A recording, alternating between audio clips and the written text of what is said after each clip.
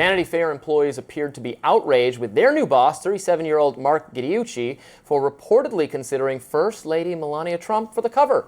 According to the Daily Mail staff of the Conde-Naste publication, they are irate. An editor allegedly threatened to, quote, walk out of the blank blank door. And another staffer said, quote, we are not going to normalize this despot and his wife.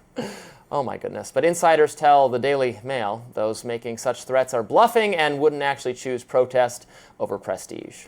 The move comes as the fashion magazine transitions under new leadership of a younger and less experienced editor-in-chief within a new media landscape.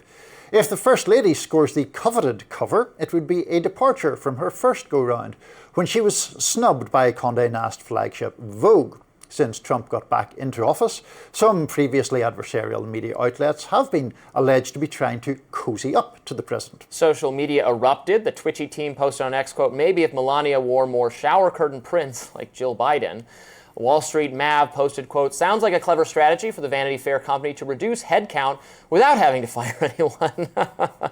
Meanwhile, the Occupy Democrats' X account, taking a bit of a break from its previous activities, posted a lengthy post reading in part, quote, this is an absolute nightmare for the image-obsessed Melania. Please retweet and like if you will never buy Vanity Fair if they give Melania the cover. Well, how do we feel about this, Robby? Are we pro-Melania on the cover of Vanity Fair? She is a fashion icon in her own right, even apart from being the First Lady. She's a First Lady. She's a fashion model. She is known for her style. Sure. So Vanity Fair is, I know they do serious journalism as well, but is a style and culture and fashion magazine. So it seems to me entirely appropriate to, and she's not in government, she's not making, if you think there's despotic policies being made, she is not making them. Yeah. So this seems like a little bit of snowflakery to me from the staff to be irate about it. I don't know that I'll be going to the barricades on this one, to be honest. I mean, look, I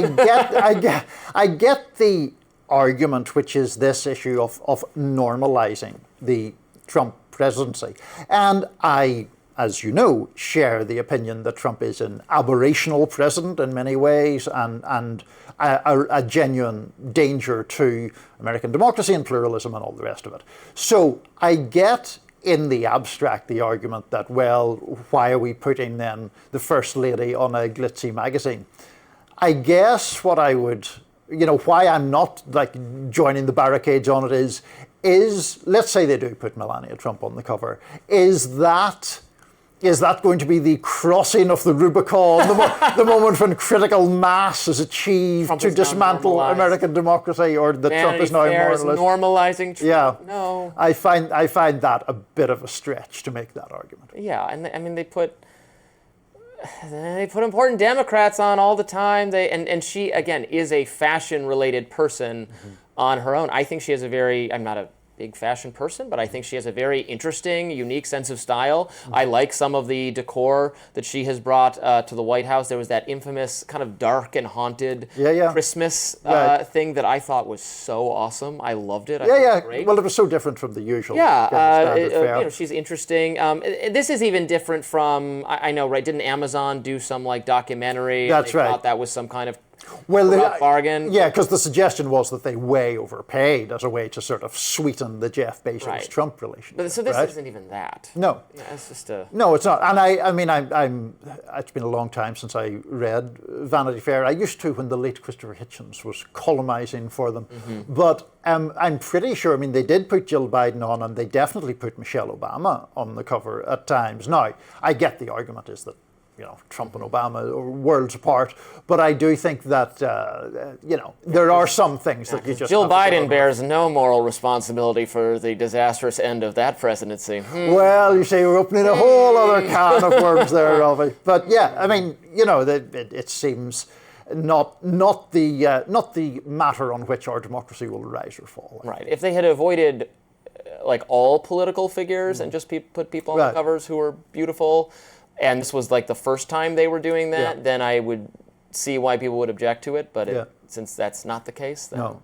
And it's also, just to get back to a bit of a sort of mutual hobby horse of ours. I mean, sadly, from my perspective, the power and cultural salience of magazines has dropped away a lot. I mean, Vanity Fair in the Graydon Carter era, love it or loathe it, was a genuine sort of a force, a cultural force, and it's Hollywood parties and all the rest. Now, like, do people really care that much? No.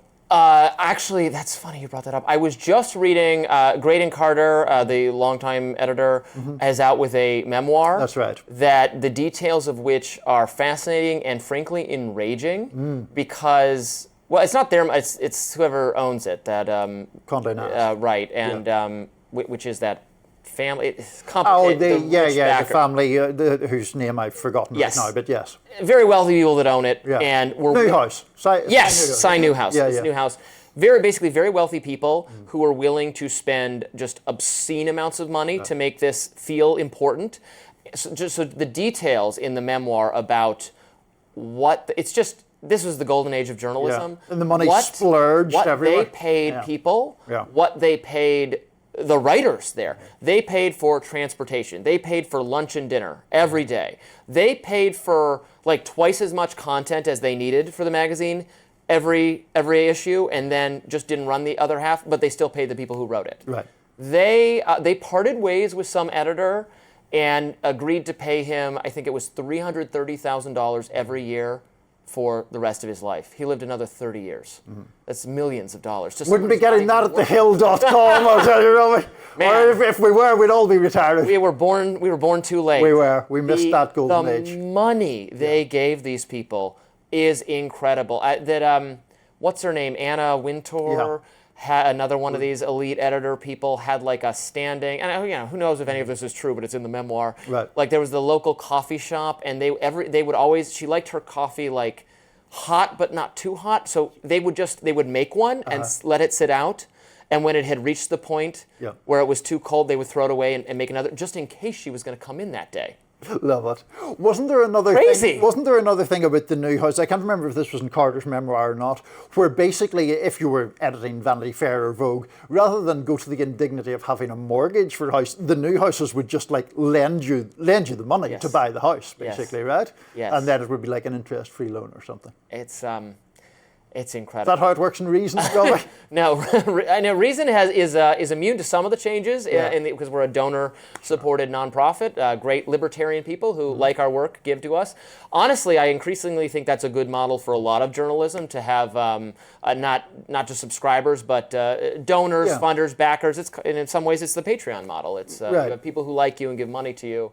Instead of as advertising revenue just totally dies off because of social media. It gobbled it all up. Evaporates. But man, they used to set a lot of money on fire to make their magazine feel cool. Yes, they certainly succeeded, and they made money with the magazine while doing so, I think. Right? They did. Well, they made money. They paid.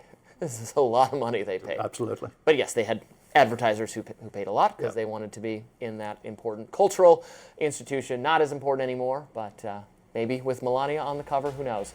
We've got a lot more to talk about today on Rising. Please stay with us.